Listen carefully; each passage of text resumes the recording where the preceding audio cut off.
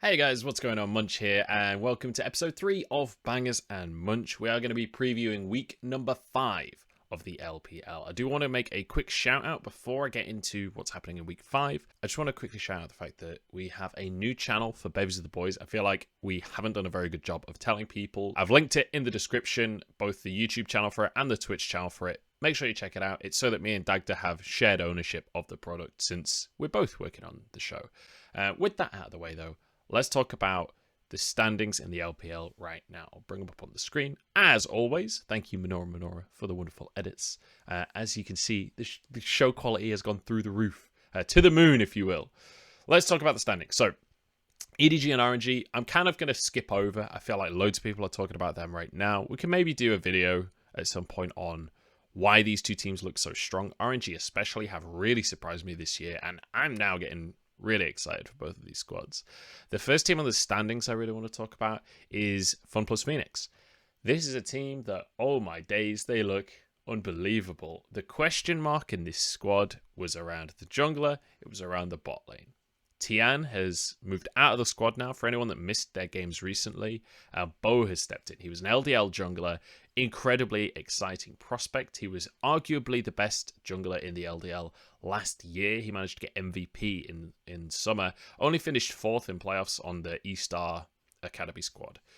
Got picked up by FPX, and in the most recent series between FPX versus IG, he was against his rival LDL jungler in Shun, the jungler that won the LDL last year. And it was a banger.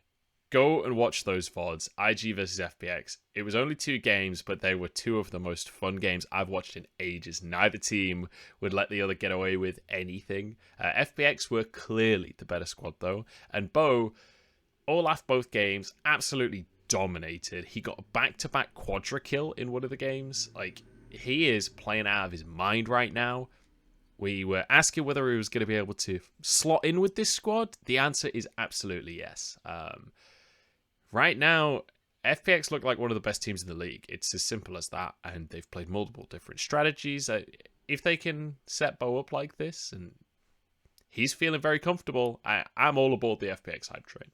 The next team I want to talk about was Top Esports. Now, they just today, I'm filming this on Sunday the 31st, the last day of week 4.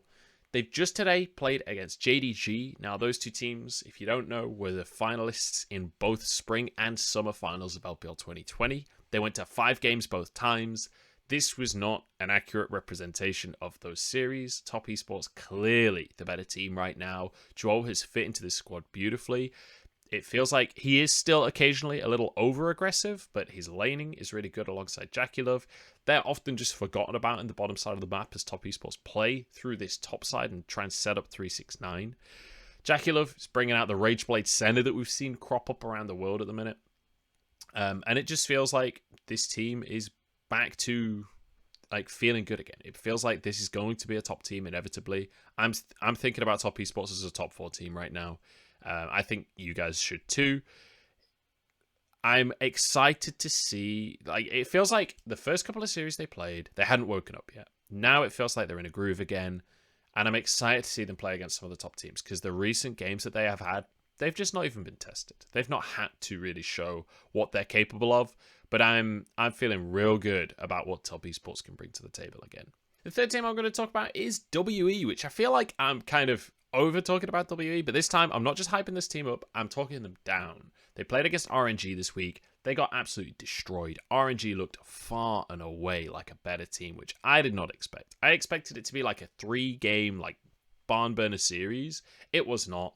RNG looked clearly better. They drafted better. They played better. WE honestly looked out of sorts in this series, and it's worrying for me because when you look at their match history, they beat V5 and IG, they beat LNG, but then 2 of their wins are against Rogue Warriors and TT, and IG and V5 aren't in the top 4 right now. They are closest, they're 8th and 9th right now. When we see this team going up against some of the other top teams, like your EDGs, your FPXs, I don't know if WE is going to be able to survive. I'm hoping that they can learn from this loss, but a huge question mark for me is the drafts. I feel like RNG would just set up for victory right from the word go, so definitely some work to be done for WE. All right, well, I've rambled a bit talking about some of the top teams. I didn't touch on EDG because I think they only played against TT this week. We can talk about them when they play again. Everyone's excited about EDG. Let's talk about the matches coming up in week number 5 and the ones that you guys should not miss out on. I'm going to do 3 official, these are the matches to watch, and I'm going to do a shout out to one of the matches that I'm personally excited for as well. That's not necessarily as big of a deal in terms of the standings. So, the first match I want to shout out is FPX versus LNG. FPX, as I mentioned before, they're one of the teams I talked about. This team looks terrifying. This team looks like a very top team, and they look like they have managed to integrate Bo beautifully. But their opponents in LNG are going to be an interesting one, because LNG are a team that a lot of people were very excited for. They're 4-1 in the standings. But when you look at who they've played, this is where it gets a little dicey for me. Because they beat IG, but one of their wins is against TT, one of them's against E-Star, one's against BLG, and they lost to WE. So where that puts them in the table, in my mind, is like middle of the table. It's not really, even though they're in 5th place right now, I don't know if they deserve that standing. And this series, in my mind, is a way for LNG to justify themselves. If they can take down FPX, they're a top team. But my expectation is that FPX is probably going to destroy them. But I want to be proven wrong there. I'd love to see LNG show up. I want to see more from Tarzan. This squad in general is really exciting. The next series I want to talk about is FPX versus Top Esports. I feel like all I'm talking about today is FPX. I'm incredibly excited on them, but the other team that I talked about earlier was Top Esports. We said we want to see them against a top team. We want to see them prove that this isn't just beating the bottom teams. Well, here you go. Top Esports versus FPX. It's happening on Saturday. It's the last game of the day, and it is going to be insane. This is going to be such an incredible series. Honestly, I'm giddy at the thought of this series. The big matchup to me is Caster versus Bo, because FPX have been playing really well around Bo and setting him up in the early skirmishes. Caster has kind of been notorious for falling a little short on the side of Top Esports. So, very much a supportive jungler. However, Caster brought out the Trundle today in their series. Trundle, incredibly good into Olaf. I've been waiting for this Trundle pick to come on through. When you drop the pillar on Olaf, quite often you can force out his Ragnarok when he doesn't want to use it. Also, the Subjugate ultimate that Trundle has basically just takes all of the resistances that Olaf should have and gives them to Trundle. So you can really ruin Trundle's life. Trundle was the highlight pick for both so far in the tournament. So really, really interesting jungle matchup, and I cannot wait to see that pan out. Final matchup, I'm going to talk about IG versus RNG. And in terms of the standings, this isn't as exciting, but IG versus RNG is incredibly historic. This one's called the Esports Spring Gala. It's like a yearly event now in China. Massive, massive viewership. Think like NBA All-Stars kind of thing. Like this is almost a show match between these two teams. IG have shown that they can look incredibly impressive, and I hope that they can level up to match up to RNG. RNG will not be pulling any punches, though. Let's not beat around the bush. RNG are a favourite coming into this series, but it should be a good one to watch. There'll be a trash talk video coming out for it as well, so there'll be some good banter involved. It should be a good, entertaining series. The honourable mention series that I just want to quickly talk about before I close out the video is RA versus WE. Now, I know a lot of you are probably thinking, RA, who the hell is that? Why should I care? RA is who Vici were last year. They took out Zika. They plugged in Fofo, just a stronger mid laner all around, in my opinion. Very, very strong in the laning phase. RA have been really inconsistent.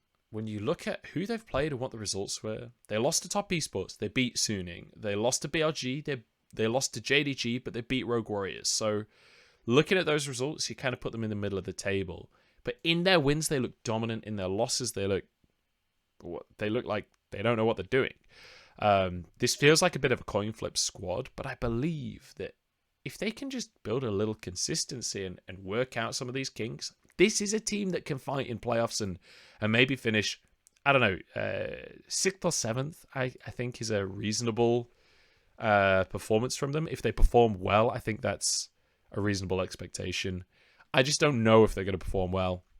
WE, on the other hand, we talked about it earlier, kind of on the downtrend at the minute, and it's a similar question of how well do they do against the top teams. So I feel like this matchup It's kind of an opportunity for RA to prove themselves as, hey, we can contend with some of these top squads, because WE certainly going to be gatekeeping that kind of 4th to 6th slot in the standings.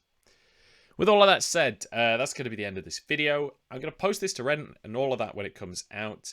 I'm going to try and live stream when this video airs. So if you want to ask questions about the standings, if you want me to go more in depth, I'll probably stream TFT or something so I can just focus on talking about the LPL. So please head over to my Twitch channel. The link is in the description.